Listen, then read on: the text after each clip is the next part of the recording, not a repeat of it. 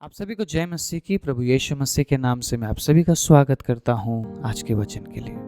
बिना प्रार्थना के आप परमेश्वर से कुछ भी हासिल नहीं कर पाएंगे। अगर आप प्रार्थना करना नहीं जानते हैं, आपको प्रार्थना करना सीखना पड़ेगा। अगर आप प्रार्थना करना जानते हैं और आप प्रार्थना नहीं करते हैं, तो आपको प्रार्थना करना पड़ेगा, क्योंकि प्रार्थना बिना आप परमेश्वर से प्राप्त नहीं कर सकते। प्रार्थना ही ऐसा एक माध्यम है जिसके जरिए आप परमेश्वर के करीब जा सकते हैं। बिना प्रार्थना के आप उसे जान नहीं पाएंगे, बिना प्रार्थना के आप उसे महसूस नहीं कर पाएंगे, बिना प्रार्थना के वो आपके जीवन में काम नहीं करेगा। ये परमेश्वर का वचन कहता है। इसलिए आज एक बार फिर से मैं आप सभी को प्रार्थना के लिए मैं आपको अगुवाई करूंगा। मैं अगुवाई करूंगा कि आप प्रार्थना कीजिए। मैं अगुवाई करूंगा, परिस्थिति चाहे कैसी भी क्यों ना हो, प्रार्थना नहीं छोड़ना है। प्रे कंटिन्यूअसली, लगातार प्रार्थना करते रहे, निरंतर प्रार्थना में लगे रहो। ये वचन कह रहा है परमेश्वर के प्रिय लोगों। आज मैं 3 बातें आपके बीच में रखना चाहता हूं परमेश्वर के प्रिय लोगों। और जब आप इन वचनों को सुनते हुए परमेश्वर के हजूरी में, उसकी उपस्थिति में आप और ज्यादा समय बिताने लगेंगे, मैं विश्वास के साथ कहता हूं आप उसे और जानने लगेंगे, आप उसके नजदीक जाएंगे। प्रार्थना ही एकमात्र ऐसा माध्यम है जिस माध्यम से आप परमेश्वर के नजदीक जाते हैं। इसलिए प्रार्थना करना जारी रखिए, प्रार्थना करते रहिए। प्रार्थना आपको लगातार करते रहना है, प्रार्थना नहीं छोड़ना है परमेश्वर के प्रिय लोग। और जब आप प्रार्थना करते रहते हैं, आप उससे सीखते हैं। और आज 3 प्रकार के प्रार्थना के बारे में मैं बताना चाहता हूं, जो प्रार्थना परमेश्वर चाहते हैं कि हम करें। जो तरीका परमेश्वर अपने वचन में बताते हैं, उन तरीके को हमें इस्तेमाल करना है। हमें अपना तरीका बनाने की जरूरत नहीं है। परमेश्वर नहीं चाहता है कि हम अपने तरीके से परमेश्वर की उपस्थिति में जाए।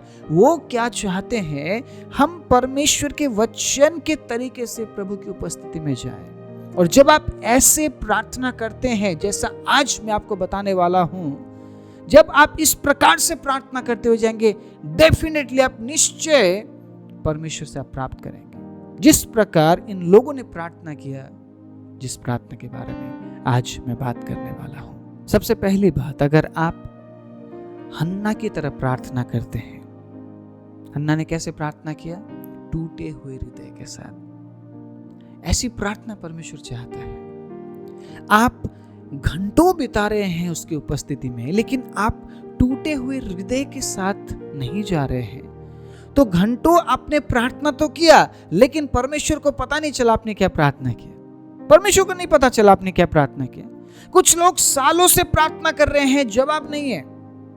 अब यहां पे आपको समझना पड़ेगा। कई बार मैं आपको बताता हूं, परमेश्वर सालों समय लेता है प्रार्थना की जवाब को देने के लिए, लेकिन ये हर प्रार्थना के साथ नहीं है। कुछ लोग सालों से जवाब नहीं पा रहे हैं उनके प्रार्थनाओं का, क्योंकि वो टूटे हुए हृदय के साथ नहीं जाते हैं। और कुछ लोग टूटे हुए हृदय के साथ प्रार्थना कर रहे हैं और परमेश्वर उन्हें सालों बाद जवाब देता है। ये परमेश्वर के हाथ में है, आपके प्रार्थनाओं का जवाब देना या ना देना। हम इसमें कुछ नहीं कर सकते हैं परमेश्वर के प्रिय लोगों। लेकिन जब आप टूटे हुए हृदय के साथ प्रार्थना करते हैं ना, उसे पसंद है, वो पसंद करता है ऐसी प्रार्थना। इसीलिए आज मैं आपको अगुवाई कर रहा हूं कि आप ऐसे प्रार्थना करेंगे तो आप ज्यादा बेहतर रूप से खुदाबंद परमेश्वर को अपने जीवन में आप महसूस करेंगे। हन्ना ने किसी छोटे से विषय के बारे में प्रार्थना नहीं किया। आपको पता है हन्ना के बारे में, हन्ना की प्रार्थना के बारे में?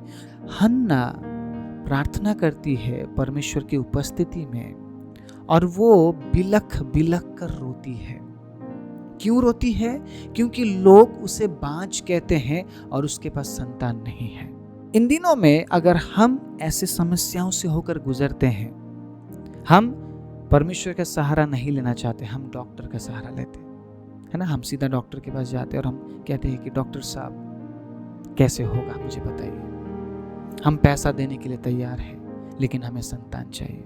ज़्यादातर लोग ऐसा ही करते हैं। लेकिन हन्ना के पास कोई डॉक्टर नहीं था, हन्ना के पास कोई टेक्नोलॉजी नहीं था। वो जानती थी अगर कोई कर सकता है तो वो मेरा खुदा, मेरा परमेश्वर कर सकता है। इसीलिए वो अपने दुख को परमेश्वर की उपस्थिति में लेकर जाती है और वो सिंपल तरीके से प्रार्थना नहीं करती है, वो साधारण तरीके से प्रार्थना नहीं करती है।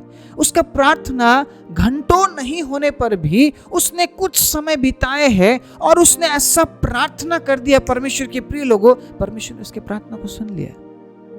कई बार हम सालों प्रार्थना करते हैं, परमेश्वर नहीं सुनता है।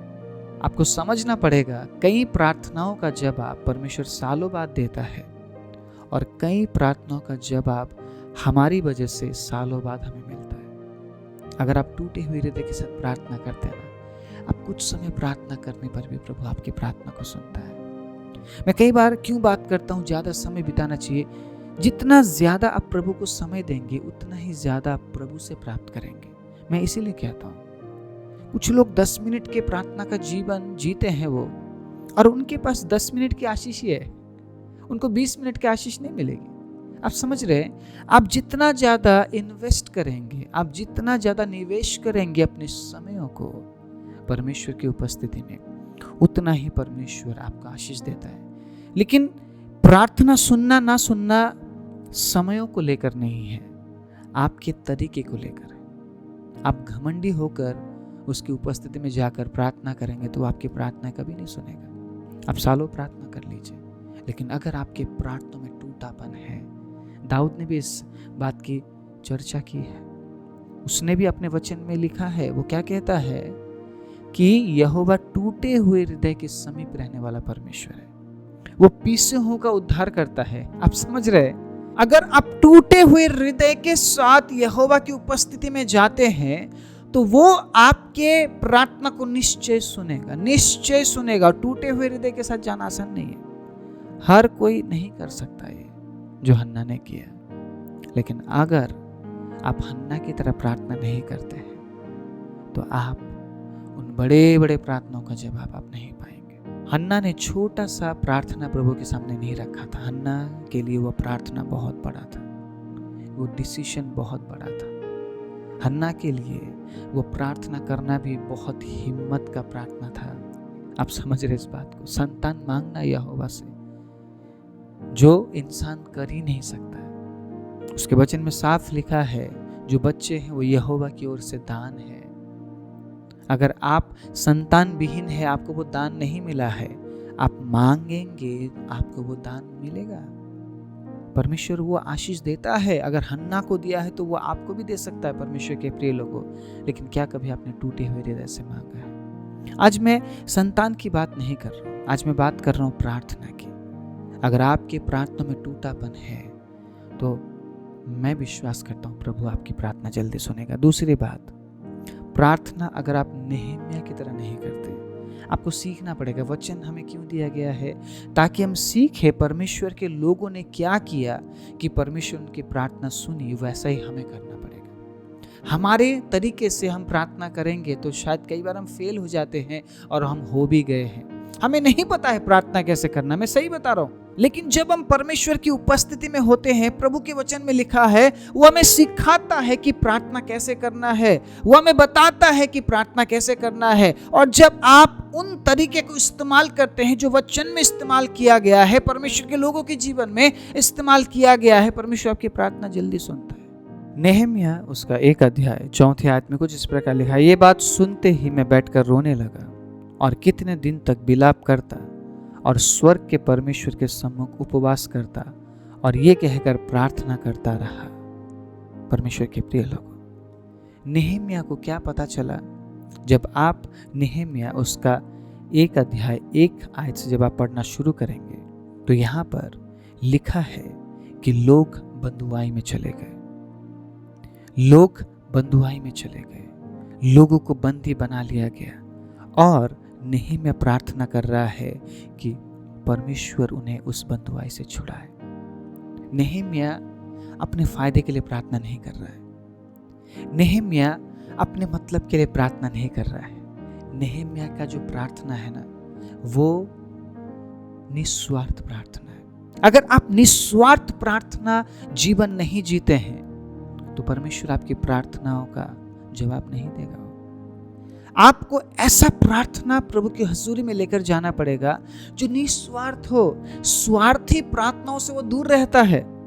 आपके स्वार्थ को पूरा करने के लिए वो कभी जवाब नहीं देगा। वो जवाब कब देता है? जब आप खुद के लिए नहीं बल्कि दूसरों के लिए प्रार्थना करते हैं और उस प्रार्थना में स्वार्थ नहीं होता है। किन प्रार्थनाओं को प्रभु पसंद करता है, आज मैं उन विषयों में बात कर रहा हूं। आप परमेश्वर की उपस्थिति में जाते हैं, आप किसी भी अवस्था में प्रार्थना करेंगे और परमेश्वर आपकी प्रार्थना सुनेंगे, ऐसा नहीं है, ऐसा जरूरी नहीं है। आपको प्रार्थना करना है और आप प्रार्थना करते परमेश्वर आपकी प्रार्थना सुनेंगे, ऐसा जरूरी नहीं है। परमेश्वर के प्रिय लोगों, प्रभु के वचन में क्या लिखा है? जब आप निस्वार्थ प्रार्थना करते हैं, आपके प्रार्थना में निस्वार्थपन है, ऐसी प्रार्थना परमेश्वर पसंद करता है। और अगर आप प्रार्थना कर रहे हैं और उस प्रार्थना में निस्वार्थपन के साथ आप प्रार्थना कर रहे हैं, जैसा नेहम्याह ने किया, परमेश्वर ने बहुत बड़ा काम नेहम्याह के प्रार्थना की वजह से किया है। आज आपकी प्रार्थनाओं में स्वार्थ है, इसीलिए बड़े काम नहीं हो रहे हैं। जब आप निस्वार्थ होकर प्रार्थना करते हैं, परमेश्वर अद्भुत काम करेगा। हालेलुया। वो कल आज युगान युग एक सा रहने वाला परमेश्वर है। वो कभी नहीं बदलता है, वो कभी नहीं बदलता है परमेश्वर के प्रिय लोग। और जब आप निस्वार्थ प्रार्थना में आप जोर देते हैं, नेहम्याह की तरह आप प्रार्थना में समय बिताते हैं, आप उपवास में समय बिताते हैं, परमेश्वर के अजीजों, वो आपको पसंद करने लगता है जैसा वो नेहम्याह को पसंद करता था। और आप छोटे से छोटे प्रार्थनाओं को जब उसकी उपस्थिति में लेकर जाते हैं, वो तुरंत सुनता है, क्योंकि वो जानता है आप स्वार्थी नहीं है। हालेलुया। उसे नफरत है स्वार्थीपन से, क्योंकि वो निस्वार्थ परमेश्वर है। इसलिए वो चाहता है कि आप निस्वार्थ बने और नेहम्याह की तरह आप प्रार्थना करें। मैं तीसरा और आखिरी बात रखना चाहता हूँ। अगर आप प्रार्थना करते हैं और उस प्रार्थना के अधिकार को अगर आप ना समझे, आप प्रार्थना के जवाब को प्राप्त नहीं कर पाएंगे। परमेश्वर के प्रिय लोगों, जब आप प्रार्थना करते हैं एलिय्याह की तरह, एलिय्याह की प्रार्थना में अधिकार था। एलिय्याह जानता था, मैं जब प्रार्थना करता हूं मेरा परमेश्वर मेरी प्रार्थना को सुनता है। आप डाउट के साथ प्रार्थना करेंगे तो आपकी प्रार्थनाओं का जवाब आपको नहीं मिलेगा। अगर आप डाउट के साथ प्रार्थना करेंगे, अगर आप शंका के साथ प्रार्थना करेंगे, आप विश्वास नहीं कर पाएंगे कि आपकी प्रार्थनाओं का जवाब परमेश्वर देने जा रहा है, आपको कुछ नहीं मिलने वाला है, आपका हाथ खाली होगा। लेकिन एलिय्याह ने कभी ऐसा प्रार्थना नहीं किया जिस प्रार्थना में डाउट हो। एलिय्याह उस अधिकार को समझता था, जिस प्रकार यीशु ने कहा, जो कुछ मैंने किया है तुम उससे बढ़कर करोगे। इसीलिए प्रार्थना में अधिकार को समझिए। जब आप प्रार्थना करते हैं, आपका प्रार्थना बेशक छोटा होगा, लेकिन अधिकार सहित अगर हुआ, परमेश्वर तुरंत आपके प्रार्थना का जवाब आपको देगा। लेकिन अगर आप प्रार्थना करते समय अधिकार को ना समझते हुए प्रार्थना करते हैं, तो आपके प्रार्थना का जवाब आपको नहीं मिलने वाला है। कई बार हम ऐसी परिस्थितियों से घिर जाते हैं जिन परिस्थितियों से निकलने के लिए हमें अधिकार की जरूरत है, जिन बंधनों से आजाद होने के लिए हमें अधिकार की जरूरत है, जिन बीमारियों से आजाद होने के लिए हमें अधिकार की जरूरत है, जिन कठिनाइयों से आजाद होने के लिए हमें अधिकार की जरूरत है, जिन पाप के स्वभाव से आजाद होने के लिए हमें अधिकार की जरूरत है। और उस समय अगर आपके प्रार्थना में अधिकार ना हो, आप अधिकार सहित प्रार्थना ना करें, अगर आप ये ना समझते हुए प्रार्थना करते हैं कि आपके प्रार्थनाओं में परमेश्वर ने अधिकार दिया है और उस अधिकार को अगर आप क्लेम नहीं करते हैं, तो आपका प्रार्थना व्यर्थ हो जाता है। आप चीखते हैं, चिल्लाते हैं, आप बोलते हैं, लेकिन कोई आपकी प्रार्थना सुनता नहीं है, क्योंकि आप उस अधिकार को समझ ही नहीं पाए। अगर आप एलिय्याह की तरह प्रार्थना करना सीख जाए, परमेश्वर के प्रिय लोगों, आप प्रार्थना करना शुरू ही करेंगे, यहोवा काम करना शुरू कर देगा। Hallelujah, praise the Lord. एलिय्याह के बारे में ऐसा ही तो है। वो स्वर्ग की ओर हाथ उठाता और कहता है, प्रभु बारिश ना हो, बारिश बंद कर देता परमेश्वर। वो कहता है कि प्रभु तू आग भेज, परमेश्वर स्वर्ग से आग भेजता है। तो ये एलिय्याह कौन था? ये एलिय्याह साधारण व्यक्ति था, इंसान था, लेकिन वो अधिकार को समझता था। जो अधिकार परमेश्वर ने उसे दिया है, वो अधिकार कैसा अधिकार है? परमेश्वर के प्रिय लोगों, अब समय आ चुका है हमारे अधिकारों को इस्तेमाल करने का। उन अधिकारों को आप ऐसे छिपा कर मत रखिए। परमेश्वर ने, यीशु मसीह ने आपको अधिकार दिया है। जो कुछ तुम पृथ्वी पर बांधोगे वो स्वर्ग में बंध जाएगा, जो कुछ तुम खोलोगे वो स्वर्ग में खुल जाएगा। अब वो अधिकार इस्तेमाल करने का समय आ चुका है। आइए हम अपने अधिकारों को इस्तेमाल करें और परमेश्वर के राज्य के लिए हम गवाह बने। और बेशक छोटी सी प्रार्थना हम करें, लेकिन उस प्रार्थना में अगर अधिकार हो, परमेश्वर उस प्रार्थना का जवाब देता है और परमेश्वर खुश होता है ऐसी प्रार्थना जीवनों से। मैंने 3 प्रकार के प्रार्थना जीवन के बारे में आपको बताया। अगर आप टूटे हुए हृदय के साथ प्रार्थना करते हैं, परमेश्वर सुनता है। अगर आप निस्वार्थ प्रार्थना करते हैं, परमेश्वर सुनता है। और अगर आप अधिकार सहित प्रार्थना करते हैं, परमेश्वर सुनता है और आपको इस योग्य बनाता है कि आप परमेश्वर की आवाज़ को सुनने के लायक हो और आप उससे प्रसन्न भी कर पाते हैं आपके प्रार्थना जीवन से। आइए हम अपने आंखों को बंद करें। सर्वशक्तिमान जीवित दयालु पवित्र परमेश्वर, हम धन्यवाद देते हैं प्रभु आपके अद्भुत उपस्थिति के लिए। आज हमने आपकी उपस्थिति को महसूस किया प्रभु, और जितनों ने भी पिता आपके वचन को सुना है उन तमाम लोगों के जीवन में एक नया काम कीजिए परमेश्वर। और प्रभु उनके जीवन में प्रार्थना की बढ़ोतरी आप दीजिए। और इन 3 तरीके को जिसके बारे में आज हमने सुना है, हमारे प्रार्थना जीवनों में ऐड करने के लिए, जोड़ने के लिए और इस प्रकार से प्रार्थना करने के लिए आप सहायता और मदद कीजिए। हम सभी को मसीह यीशु के नाम से आशीष देते हुए इस प्रार्थना को प्रभु यीशु के नाम से मांगते हैं, आमीन।